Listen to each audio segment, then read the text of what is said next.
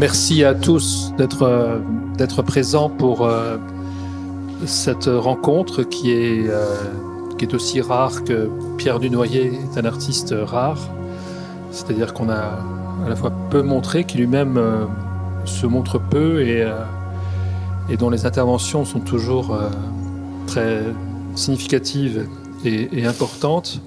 C'est un grand honneur pour le Musée d'Art Moderne de la ville de Paris de pouvoir présenter cette rétrospective en 14 tableaux, qui est un choix très rapide fait à travers une œuvre bien plus considérable que ça, mais qui permet de montrer un des artistes les plus extraordinaires au sens en dehors de l'ordinaire, c'est-à-dire à la fois les plus solitaires et les plus remarqués, les plus remarquables, et aussi les plus mystérieux de l'art français et de l'art international depuis la deuxième partie du XXe siècle, puisque Pierre Dunoyer est un des fondateurs du groupe Janapa, qui est une des raisons de cette importance historique.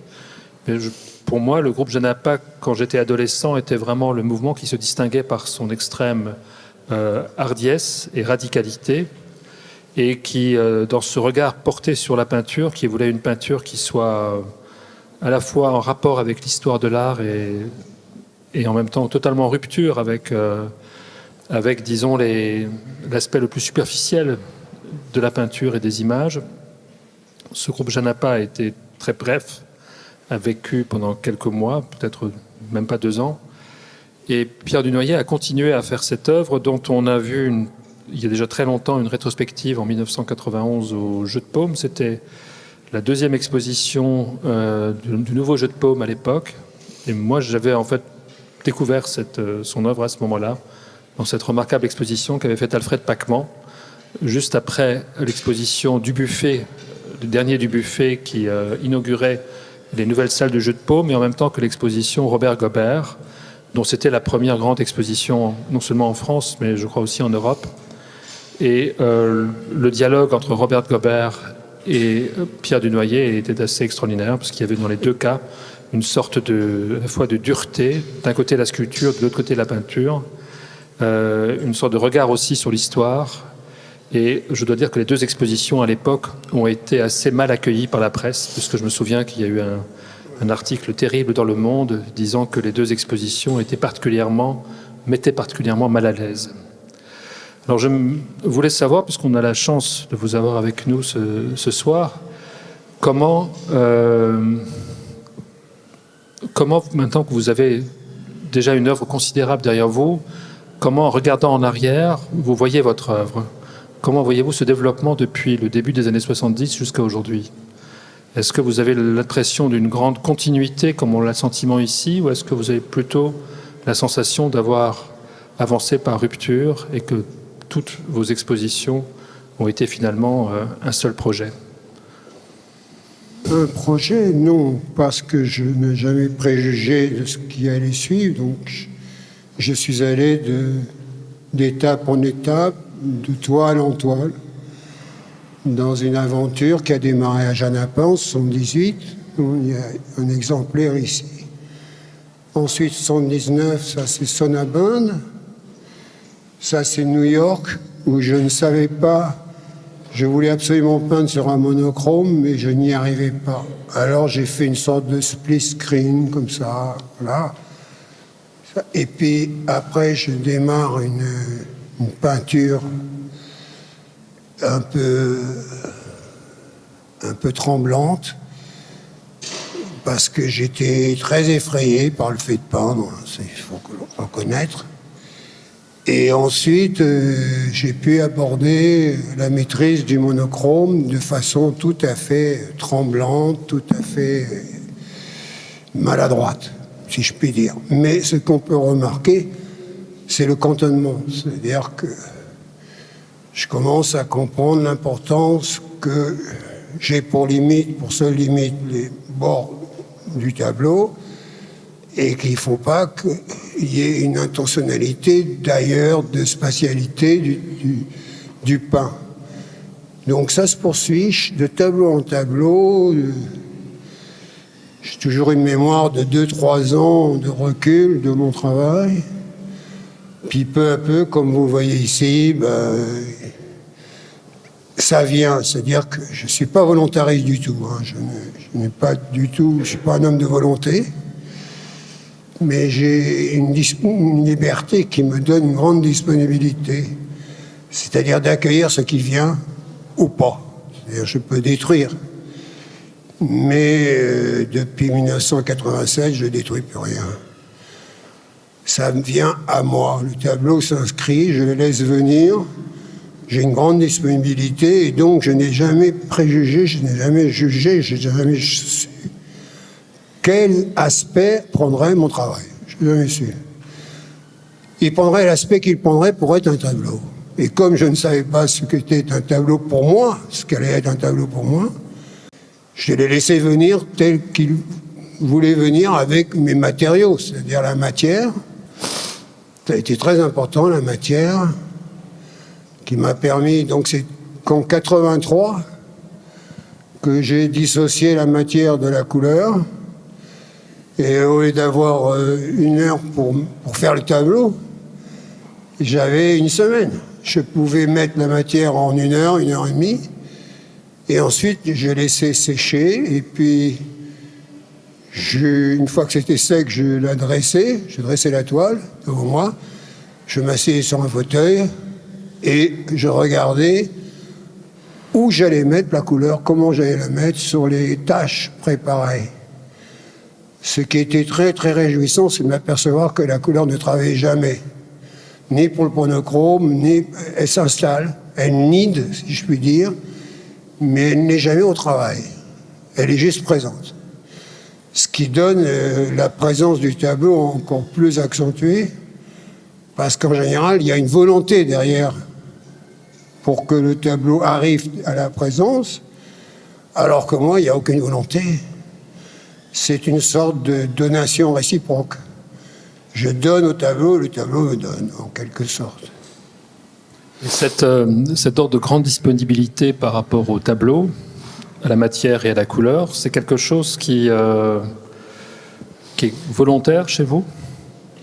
Pardon ? C'est quelque chose qui est volontaire? Je veux dire, c'est un état dans lequel vous vous mettez ou ça a toujours été Non, je suis disponible, pas volontaire. J'ai fait une grande différence entre la disponibilité et la volonté, hein, le je veux. C'est un jeu fort clos entre l'œuvre et le peintre, le je veux. C'est-à-dire, il y a quelque chose qui ne colle pas, ça ne vient pas de nature. Je ne crois pas que le fondement d'une œuvre soit la volonté. Je crois que le fondement d'une œuvre, c'est la liberté. Entre la liberté qui donne la disponibilité et la volonté qui commande, qui exige, qui donc est animée d'un projet, il y a une grande différence, une très très grande différence. Moi, je suis un homme de liberté, je suis conscient de ma liberté et de ma tolérance infinie pour l'aspect que prendrait mon travail.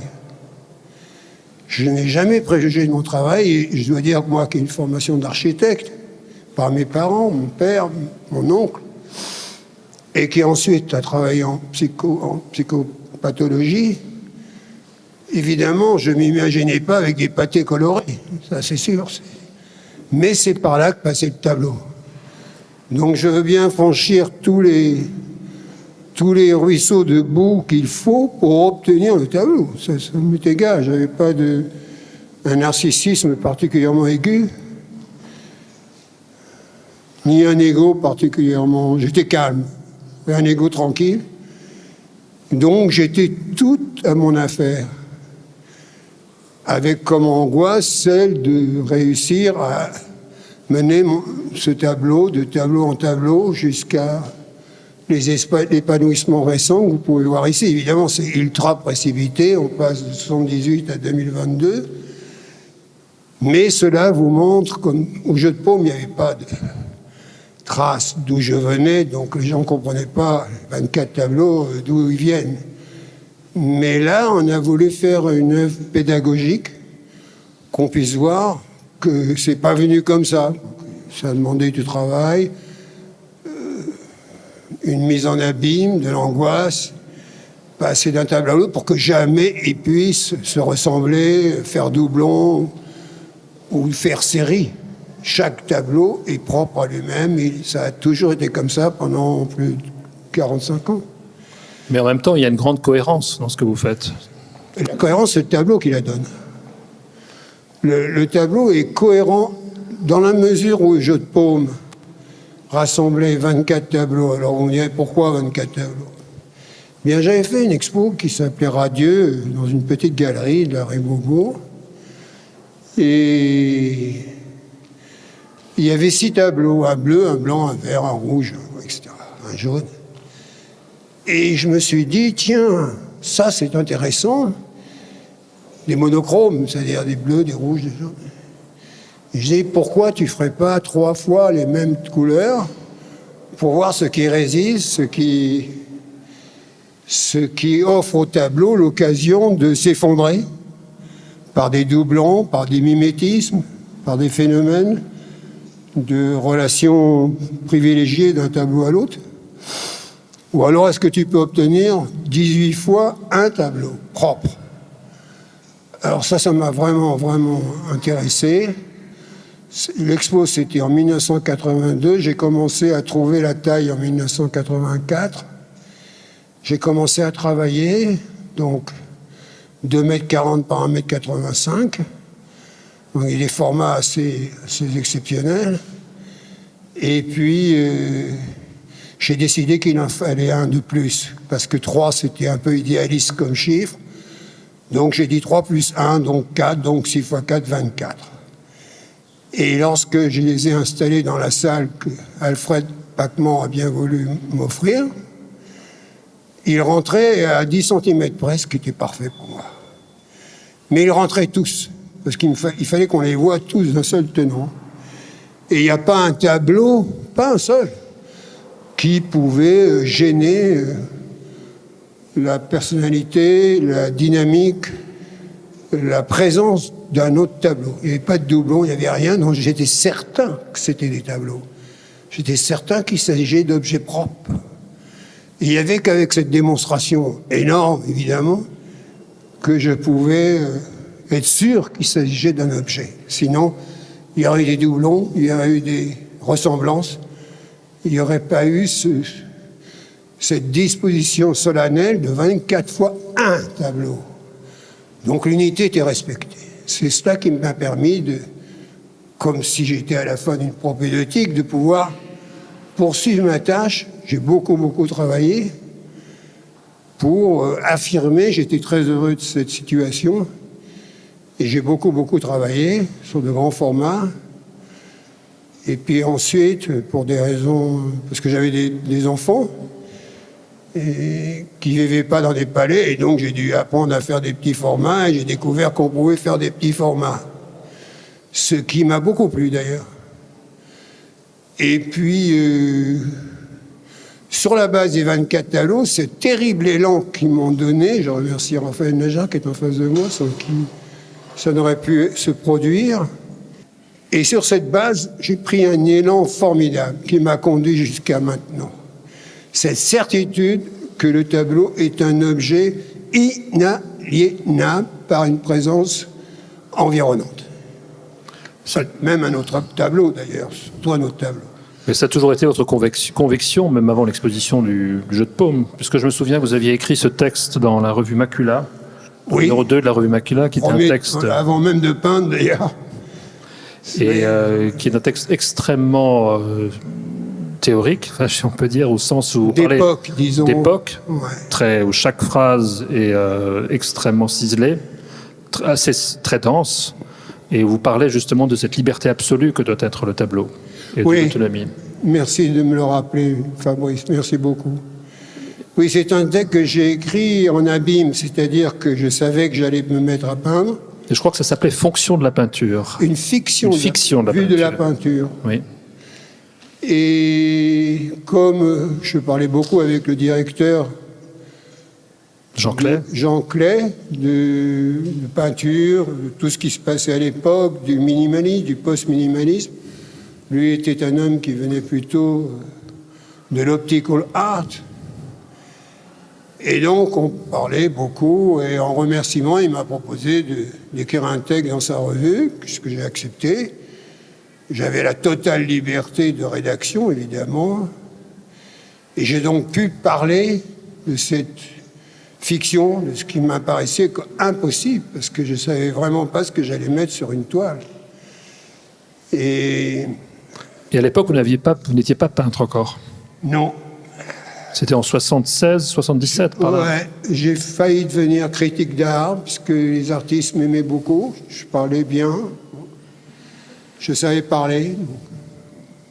Beaucoup moins maintenant, mais à l'époque, oui, je parlais très bien. Et puis, en fait, je voulais le tableau. Et je m'apercevais que personne n'entendait le tableau. Les artistes ne voulaient pas entendre le tableau. La critique de Joseph Kosuth était ultra puissante à l'époque.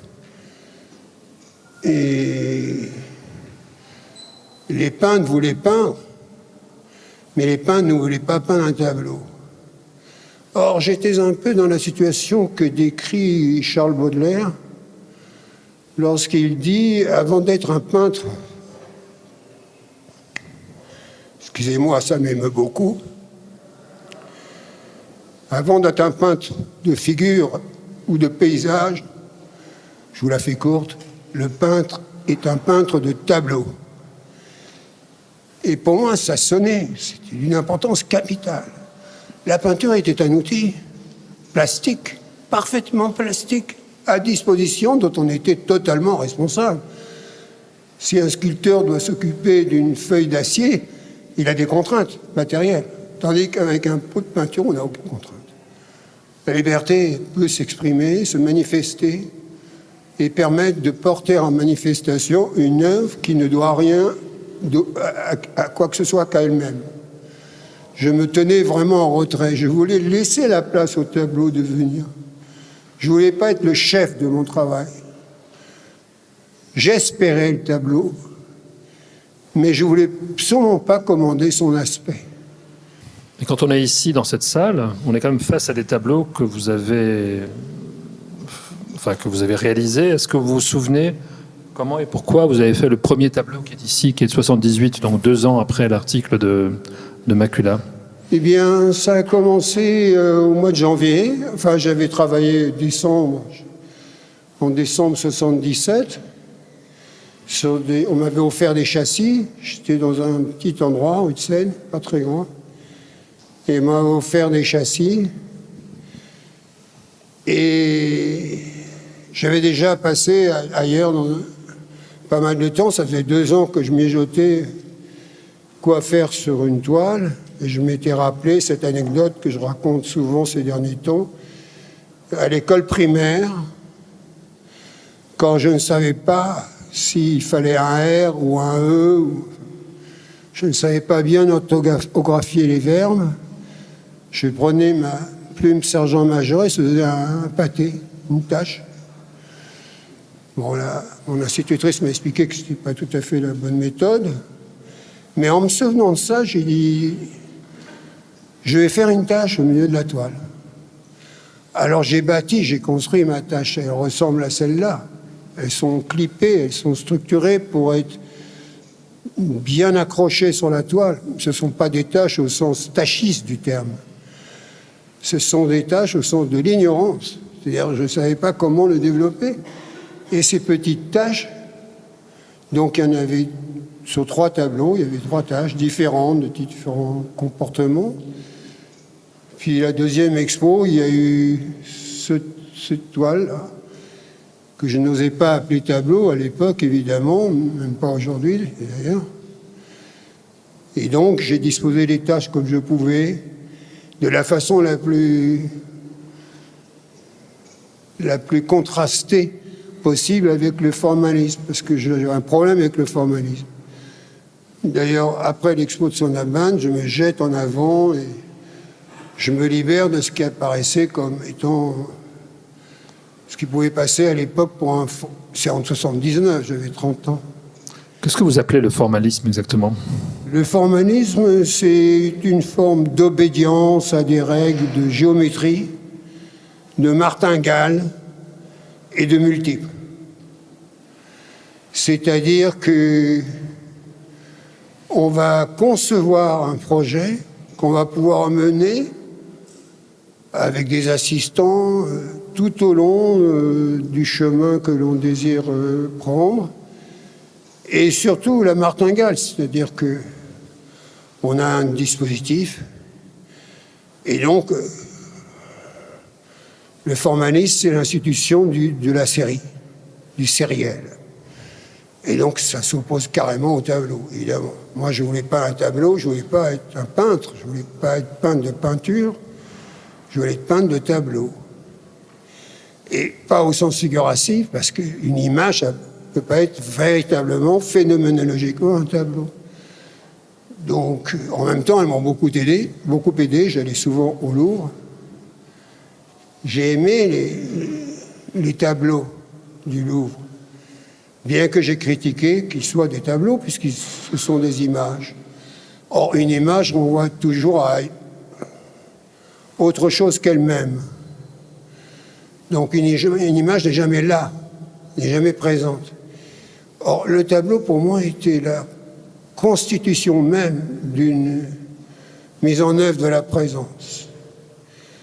Tenant beaucoup à ce phénomène de présence, il n'était vraiment pas question que je fasse une peinture figurative. C'était pour moi invraisemblable, mais il n'était pas question non plus de faire une simple peinture abstraite. Ça n'avait pas de sens, c'était du style. Il me fallait le tableau lui-même, dans son exceptionnalité. Et ça m'a pris tout ce temps-là, jusqu'à ce que, peu à peu, le noir, là-bas, instaure vraiment le tableau. Au début, c'est un peu crypto, c'est délicat. Je m'embrouille, je ne sais pas trop. Enfin, on ne voit pas ici exactement tout le merdier dans lequel j'étais, mais c'était abominable. C'était abominable. On voit en tout cas que les pâtés du début, puisque ça vient des pâtés de votre apprentissage de l'écriture, sont sont moins dépâtés. Non, après, progressivement. Oui, vous avez raison. C'est-à-dire que c'est de plus en plus dynamique et maîtrisé. Voilà. Enfin, je ne dis pas que ce n'est pas maîtrisé, mais il y a quelque chose. Oh, c'est à peine maîtrisé. Oui. Il y a quelque chose dans les tableaux à partir donc, du tableau noir. Quand je comprends ce que ça va devenir, quand je réalise le devenir, alors là, je suis dans une nouvelle aisance, je suis pleinement rassuré. Et je suis plus dans accueillir la révélation du tableau que dans le doute, dans le désarroi où j'étais auparavant de parvenir au tableau. C'était pour moi presque impossible. J'étais pratiquement sûr que je n'y parviendrais jamais. Et est-ce qu'il n'y aurait pas, ou est-ce que c'est une fausse idée, un lien entre... Est-ce qu'il ne resterait pas un lien avec l'écriture?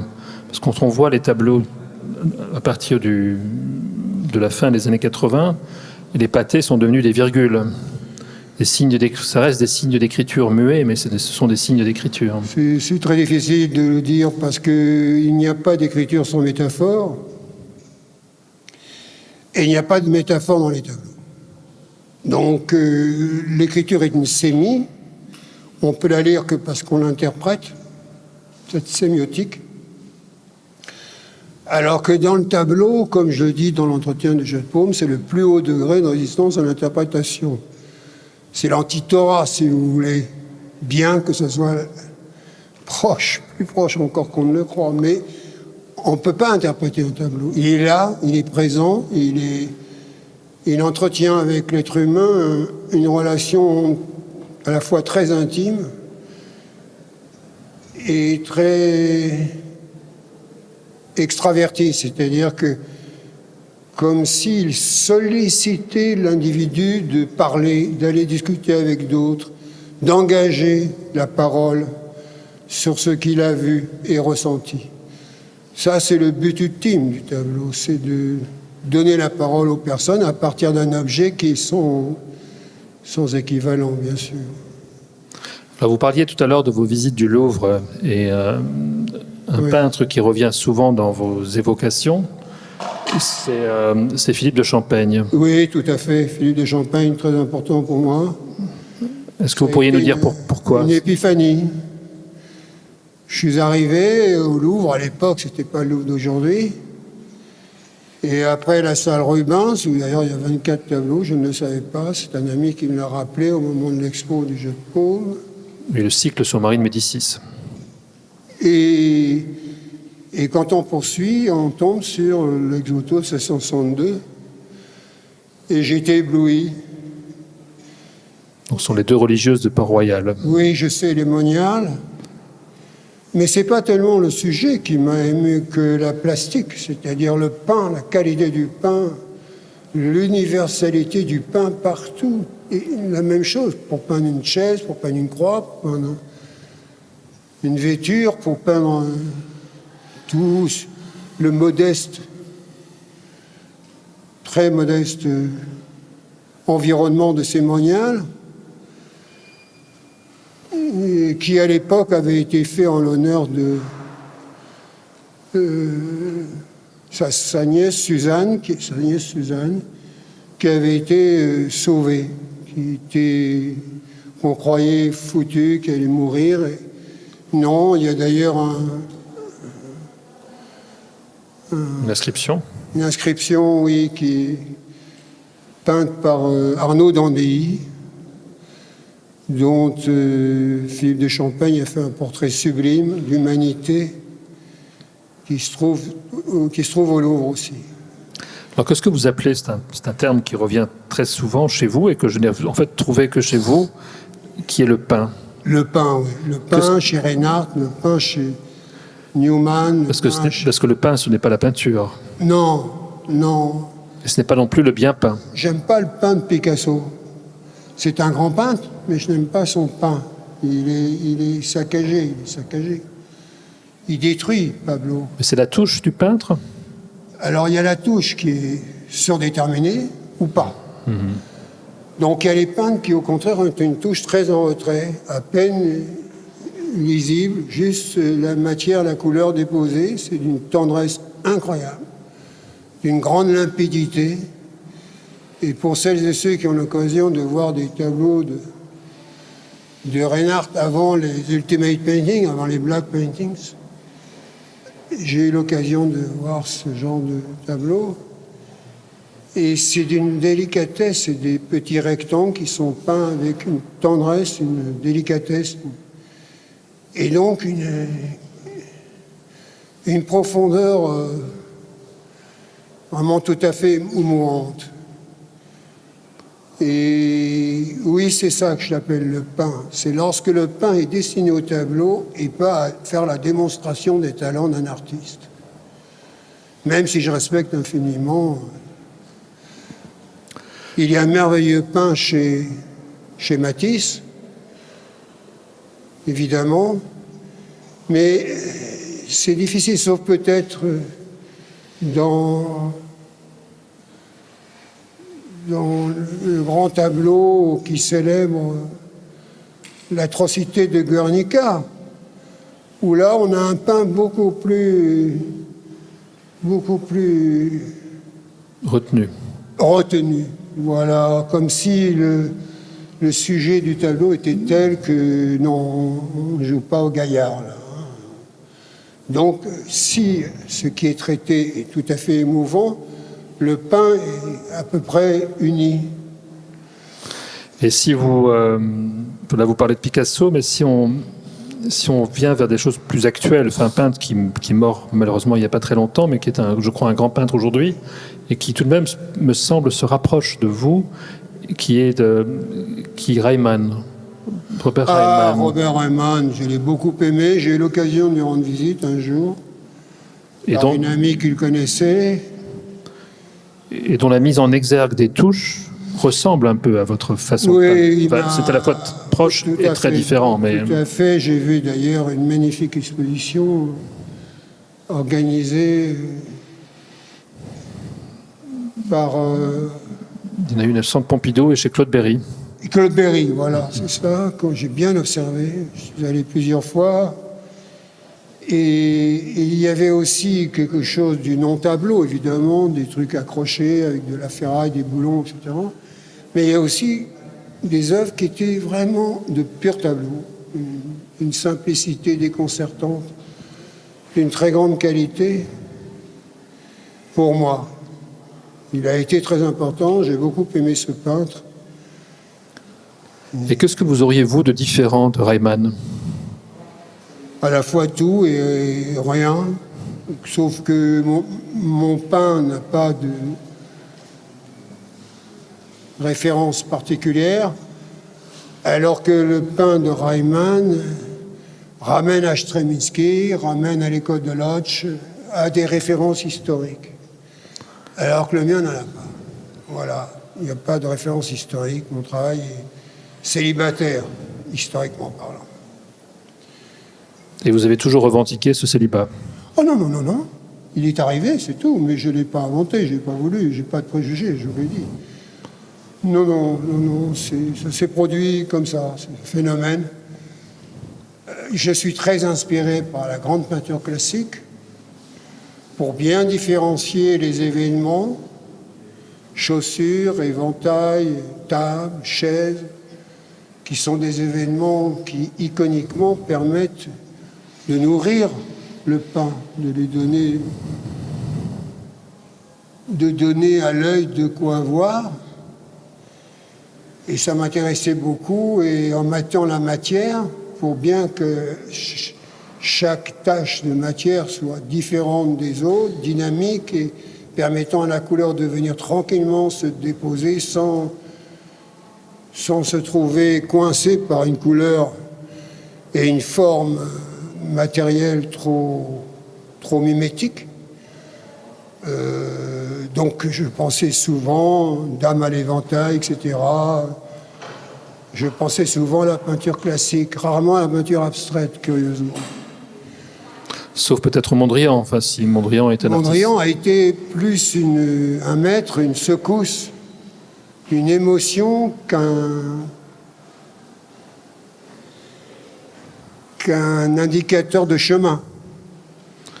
Parce que je crois dans le texte de Macula, Oui.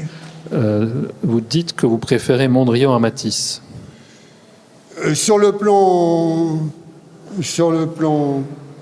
dynamique, oui, j'ai eu un recueillement quasi romantique devant l'Atelier Rouge, bien entendu, que j'ai longuement regardé, qui, entre nous soit dit, faisait pleurer Marc Rothko. Mais avec Mondrian, j'étais dans une prise de l'œuvre, là. Et la présence est très forte chez Mondrian, très très forte. L'aisance plastique de Matisse est très forte, mais elle est comme sans objet. Alors que chez Mondrian, l'objet, c'est vraiment la toile. C'est vraiment là. Donc vous pouvez voir New York City, ici. Au Centre Pompidou, oui. Au Centre Pompidou. Alors peut-être pour terminer, parce que je pense que le public a peut-être des questions à vous poser, oui. Profitant de votre, volontiers. de votre présence, qui est tout de même d'une grande rareté, est-ce que vous pourriez nous dire ce que selon vous, vous avez apporté à la peinture? Je n'en ai ni le droit, ni la possibilité. Excusez-moi pour avoir répondu. Non, mais vous avez... À votre légitime question, bien sûr. C'est une réponse tout aussi légitime, mais et c'est vrai que c'est au travail des historiens de l'art, des théoriciens, des musées, de faire ce travail.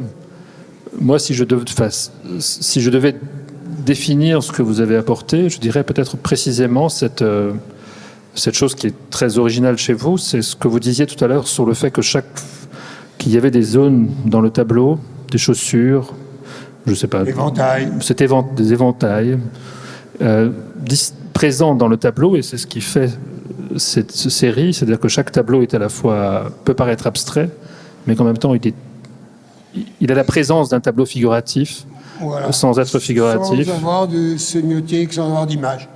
Tout en étant organisé comme un tableau figuratif et tout en n'étant absolument pas figuratif. Voilà, c'est cela. Il n'est pas du tout figuratif, mais il a des repères de la grande figuration. Et ça crée une sorte de tension visuelle, certainement. Qui, à mon avis, n'existe que chez vous. Je crois que l'originalité de mon travail est évidente, mais j'ai du mal à la saisir. En même temps, vous la... Je la comprends, je la réalise, mais je ne la saisis pas. Elle est encore indicible pour moi. En même temps, vous travaillez et vous continuez votre travail de manière très obstinée. Absolument, hein, et le prochain tableau me mettra encore plus dans l'abîme que celui qui précède. Donc c'est toujours le même film. Chaque tableau qui suit me surprend, m'étonne. Et quoi de plus beau comme mot que l'étonnement, thomazen en grec. Seul ce qui est étonnant est attachant. C'est à cela qu'on doit être attaché, à ce qui nous étonne. Ne jamais laisser l'étonnement de côté. Ce qui nous étonne a toujours énormément d'importance, quelle que soit la nature de cet étonnement, évidemment. Le fait du tableau m'étonne profondément. Donc je suis étonné que le tableau soit, bien sûr. Maintenant, ce qu'il est, c'est beaucoup plus difficile. Ça nous entraînerait au bout de la nuit, cette affaire. Enfin, le miracle, c'est que vous arrivez à transmettre cet étonnement du tableau par des tableaux. Oui, ça, c'est une grande chance. C'est vraiment chouette. Je suis très heureux de ça. Il me reste encore quelques années de pratique picturale, mais ma santé ne va pas me permettre d'aller très loin, encore quelques années.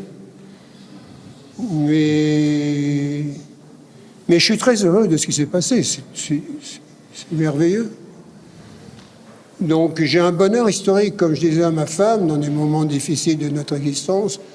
Je suis historiquement serein. Je suis très heureux historiquement. Ça marche, c'est bien. Et Fabrice m'en a trouvé l'accueil ici. Mais aucune difficulté existentielle n'a pu pénétrer ma relation au tableau. Jamais. Jamais. Je vais toujours au tableau, que je sois fatigué, que je sois en pleine forme, que je sois malade, que je sois tourmenté. Et quand je me mets à peindre, tout cela se mobilise pour le tableau.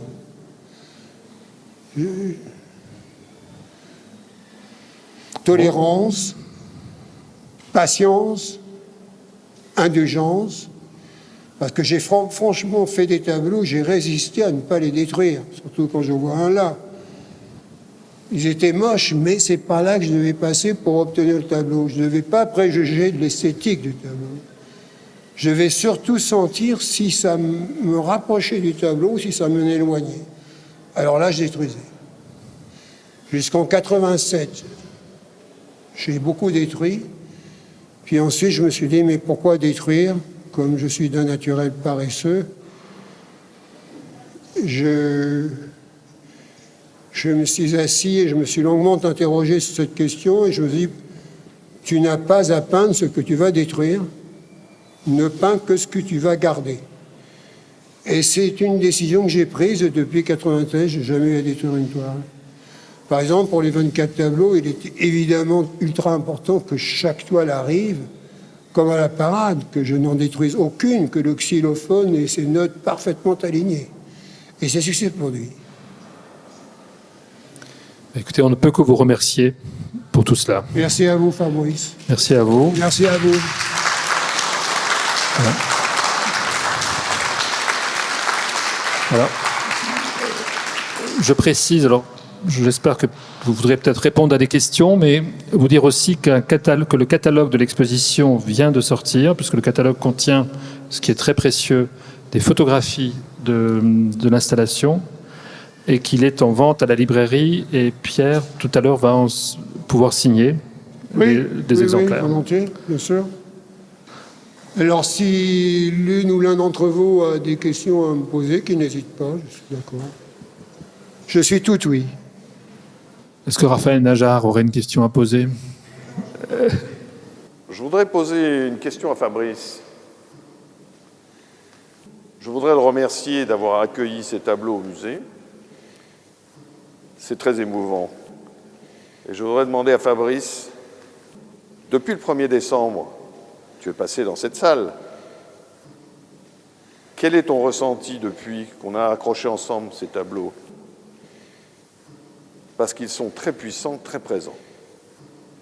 Pour répondre de la manière la plus simple possible, le ressenti est enfin, peut-être que c'est ça aussi un grand peintre, c'est-à-dire en faisant l'expérience de cette exposition que nous avons accrochée, ou peut-être que j'ai décidé, peut-être de manière un peu autoritaire, d'accrocher de manière chronologique sur 3 murs pour que ce soit, disons, la lecture en soit la plus simple possible, avec un accrochage qui m'a semblé au début un peu serré, mais qui en fait, je me suis rendu compte, ne l'est pas, puisque chaque tableau a cette autonomie, et chaque tableau, contrairement à beaucoup d'autres tableaux, supporte d'être accroché de manière très serrée. L'expérience que j'ai faite de cette salle, c'est qu'en fait, on voit ce qui est le propre des grands peintres, on voit à travers cette peinture toute la peinture, c'est-à-dire l'exercice, la manière dont une peinture agit, fonctionne, ce que peut être la peinture, et qui d'abord est une expérience, je dirais, lente. C'est-à-dire qu'un tableau est à la fois quelque chose qu'on voit d'un coup, et on peut en un instant voir si le tableau est de qualité, on peut aussi se tromper en un instant et revenir après, mais on a une expérience qui se fait d'un coup, mais qui ensuite se fait dans la durée aussi. Et souvent chez les grands artistes, l'expérience de la durée est une expérience qui fleurit, c'est-à-dire qui s'épanouit, qui produit des choses, des formes que l'on soupçonnait, comme dans un bourgeon, et qui progressivement prennent une dimension que l'on ne soupçonnait pas. Et c'est l'expérience ici que j'ai de cette salle, c'est-à-dire que c'est une grande salle de peinture, enfin de la peinture de Pierre Dunoyer, qui est une peinture très spécifique, mais qui montre aussi quelque chose qui va au-delà de la peinture d'un seul peintre. Et ça, je trouve que pour un musée, c'est une expérience formidable, puisqu'en fait, ce qu'est un musée, c'est un lieu d'expérience. C'est un lieu d'expérience de la sensation, de la vie, de l'histoire, de soi-même, etc. Et je trouve que cet ensemble fonctionne parfaitement pour cela. Donc je trouve que je suis très fier et je dirais très humblement, très honoré aussi d'avoir pu participer, grâce à toi, mais d'abord grâce à Pierre, à cette aventure, que je trouve être une grande aventure et qui est en fait la grande aventure de l'art. C'est très gentil à vous, Fabrice, pardon. Mais il y a un jeune homme que j'aime beaucoup, que je connais depuis longtemps, et qui s'appelle Brice. Ça m'emmène un peu les pinceaux, si je peux me permettre. Mais je voudrais, pour appuyer ton propos, citer une phrase de Baruch Spinoza. Dans un texte préparatoire à la réforme de l'entendement, il dit « J'aurais aimé exprimer tout ça d'un seul coup, d'un seul tenant, ainsi qu'en un tableau. » Descartes dit « comme un tableau ». Ce qui m'a étonné chez Spinoza, c'est qu'il dit « ainsi qu'en un tableau ». Et j'ai gardé l'expression « ainsi qu'en un tableau ». Tout objet digne de ce nom se présente ainsi qu'en un tableau. Ce qui nous donne la présence est ainsi qu'en un tableau. Donc le tableau poudroie dans tous les objets où la présence se fait jour. Mais cette phrase de Spinoza m'a beaucoup accompagné très longtemps jusqu'à maintenant. Mais voilà. Ça a été une compagne de vie, de travail. L'éthique m'a vraiment très intéressé, bien sûr, mais c'est cette phrase, cette simple petite phrase qui a été vraiment très importante. La phrase exacte, c'est « ainsi comme un tableau ». Ainsi qu'en un tableau. Ainsi qu'en un tableau. Ainsi Alors qu'en un que tableau. Descartes, dans les 74 pages de le discours de la méthode, parle de... Bon, je m'avance masqué, etc., mais il dit comme un tableau, pour parler de la spécificité de ce qui se donne d'un seul tenant. Il dit comme un tableau. Spinoza, quelques années plus tard, dira ainsi qu'en un tableau. Et cette phrase m'a beaucoup plu. Peut-être résonne-t-elle avec ainsi parlait Zarathustra, je ne sais pas. C'est peut-être une possibilité, avec Nietzsche, de retrouver une filiation entre la peinture et l'écriture. Ça désigne peut-être aussi, en disant ainsi qu'en un tableau, une intériorité du tableau. Oui, aussi, bien sûr. Un espace intérieur. Tout à fait. Et cette phrase m'a... Qui n'est pas la profondeur, mais qui est un espace, enfin qui n'est pas spatial, mais qui est... Non, qui lui est propre, qui est spécifique. qui n'a pas de précédent, qui est sans précédent, voilà, qui est unique. Voilà, ben, je vous remercie de votre Je crois attention. qu'il y avait une question pour Pierre Monsieur. Dunoyer. Doucement, en fait, avec le temps, une démarche intellectuelle exigeante. Mais la première fois que j'ai vu les 3 premiers tableaux, moi j'ai senti plutôt une démarche spirituelle et poétique. Qu'est-ce que vous en pensez? Spirituel, je ne sais pas, je ne saurais vous le dire. C'est surtout pour les personnes qui peuvent ressentir le tableau de façon spirituelle. Ça ne me gêne pas, ça ne me dérange pas. Et même, je trouve ça assez logique. Mais non, ça n'a jamais guidé mon travail. Quant à la poésie, bien entendu qu'elle fut une compagne de travail. Ça, c'est évident. Le choc poétique, l'émotion poétique est déterminante du plastique, du bios plasticos. Donc il est difficile d'envisager une réalité plastique sans un précédent poétique. Très difficile. D'ailleurs, je n'ai jamais cessé de lire des poètes, notamment Hölderlin, mais aussi Trac, mais aussi d'autres, tant d'autres. Il y a des poètes qui m'ont plu, il y a des poètes qui m'ont pas plu, mais j'ai toujours aimé la poésie, bien entendu. Ut Pictura Poésie est un tableau de Nicolas Poussin. Très important. Oui, je suis d'accord avec la poésie. Elle fait partie de ma biographie. Par contre, la spiritualité, je la souhaite, je l'espère, comme tout un chacun. Je suis un individu un peu lambda sur ce problème, mais le tableau ne m'appartenant pas, il peut dégager de lui-même des dimensions qui m'échappent. Ça, c'est certain. J'espère que j'aurai bien répondu à votre question, cher monsieur. Ok. Il y avait une... Depuis 40 ans que nous dialoguons tous les deux, à chaque fois que j'ai vu un de tes tableaux, tu as réussi à produire une présence. Chaque tableau ne renvoie à rien d'autre qu'au rapport que j'ai avec lui, à rien d'autre. Ok ? C'est quelque chose que tu cherchais à produire ? C'est l'événement qui s'est produit à travers ma quête du tableau, oui. Mais c'est collatéral, hein, c'est pas voulu, puisque j'ai pas de volonté. Donc tout ce qui pourrait ramener mon tableau à une volonté n'a pas de sens. Par contre, ma liberté m'a laissé être le tableau comme il entendait. Je ne suis pas le commandeur de mon travail, je suis l'humble serviteur de mon travail. Je lui obéis. Et peut-être alors, dans cette d'autorité de la présence se dégage quelque chose du spirituel, c'est possible. Mais je n'ai jamais emprunté ce chemin et je ne l'emprunterai jamais tant que j'ai encore des tableaux à peindre. C'est une présence très attachante.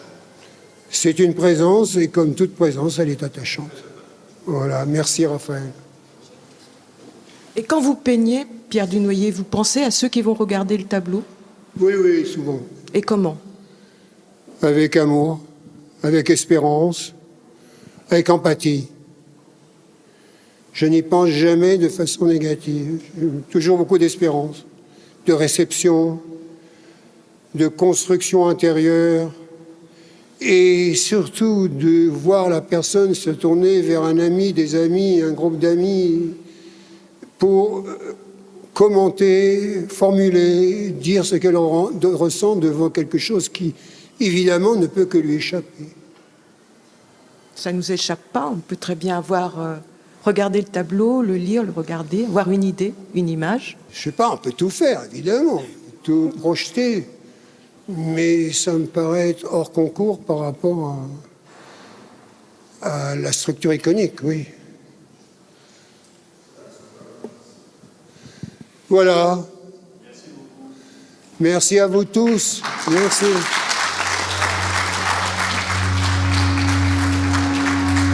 Merci beaucoup.